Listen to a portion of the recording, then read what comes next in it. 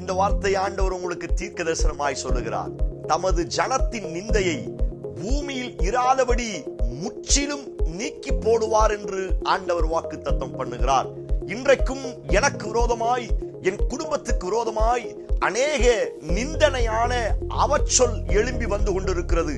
அநேக இடத்தில் அநேக நபர்களால் முற்றிலும் நானும் என் குடும்பமும் புறக்கணிக்கப்பட்டு தள்ளப்பட்டு நிந்திக்கப்படுவது உண்டு. சபையே, தேவ பிள்ளையே, எந்த இடத்தில் யாரால் எவர்களுக்கு முன்னே நீங்கள் நிந்திக்கப்பட்டு அவமானப்படுத்தப்பட்டீர்களோ அதே இடத்தில் அந்த ஜனத்திற்கு முன்பதாக உங்கள் நிந்தையை முற்றிலும் நீக்கி போட்டுவிட்டு உங்களை கனப்படுத்துவேன் என்று ஆண்டவர் வாக்குத்தத்தம் பண்ணுகிறார்.